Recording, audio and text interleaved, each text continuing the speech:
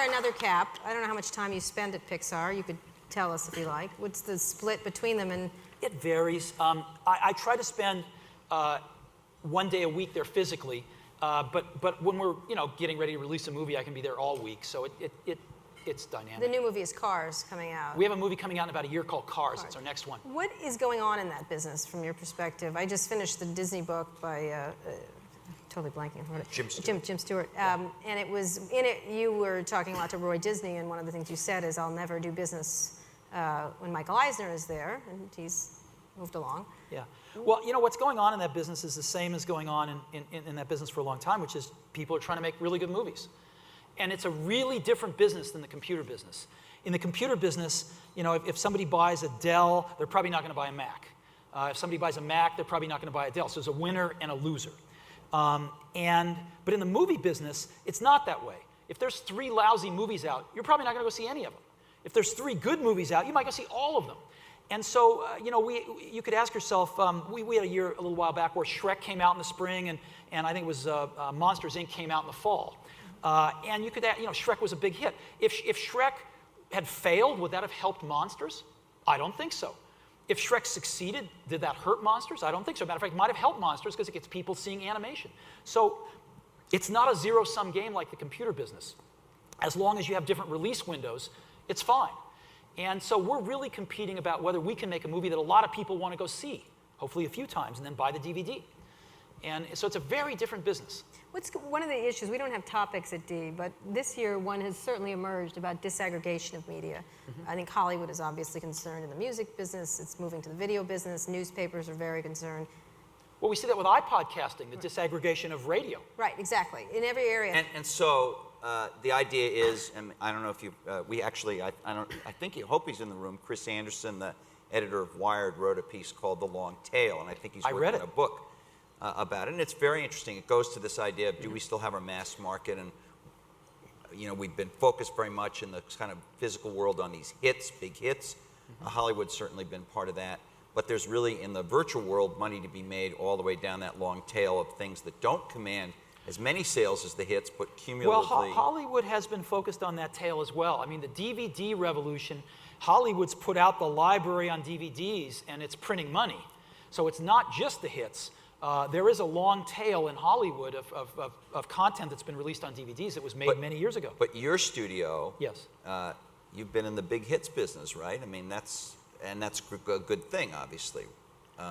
Well, what would happen? We've worked really hard, and we've been really lucky, and we've had 6 big hits.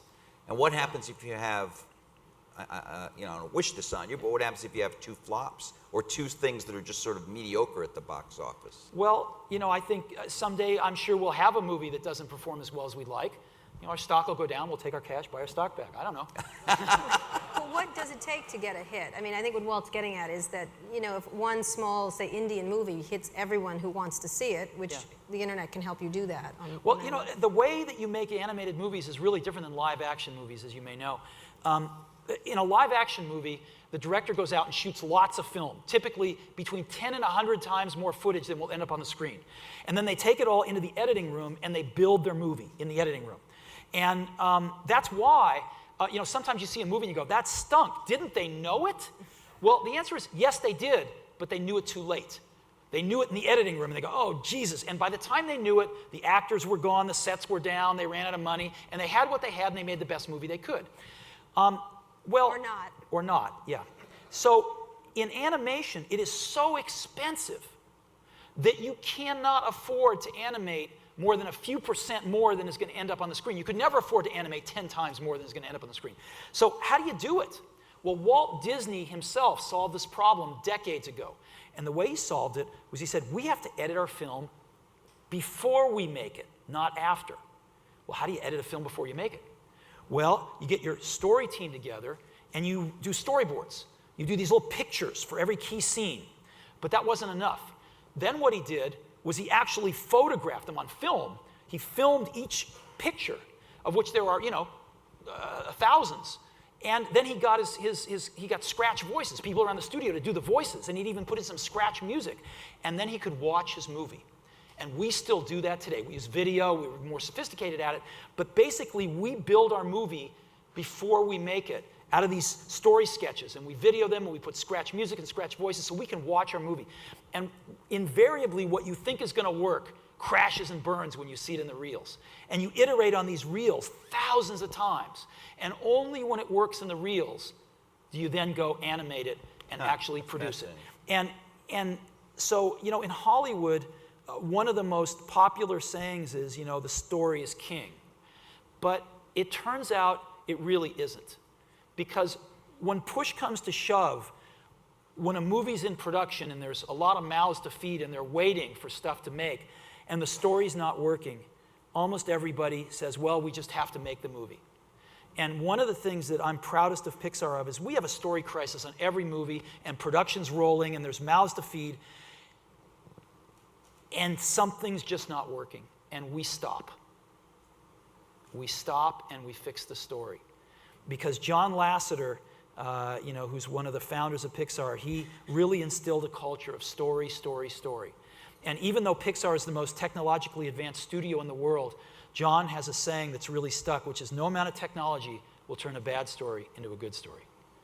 So that's, I think, one of the reasons why we've been so fortunate, is that we get to look at our movies before we really make them and perfect them in reels and then go make them. Well, does that endure in Hollywood now? I mean, what is changing in the way they make movies, or not much? Or is this idea of the story still important everywhere? Because that's sort of an old idea.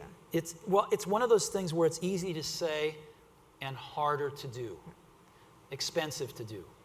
And everybody has to make their choice. And it's one of those things you find out what people really care about, you know, when you're in a tough situation and the meter's running. Then you find out how important they think the story is. Let me ask you about the technology which is makes possible the kind of animation you do, kind of animation DreamWorks has been doing.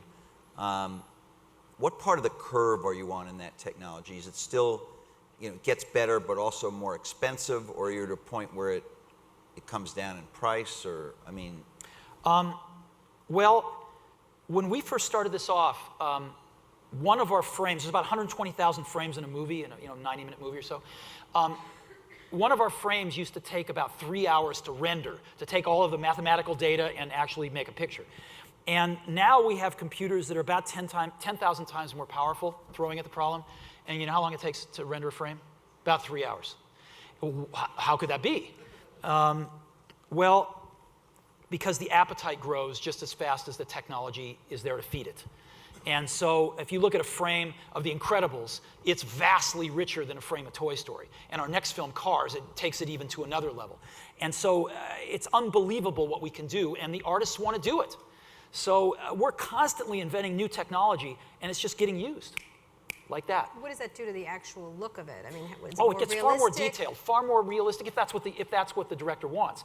I mean, realism is just a random point in the space of what you can do. Like The Incredibles, they didn't want realistic humans; they were caricatured humans. For Cars, it's actually much more realistic.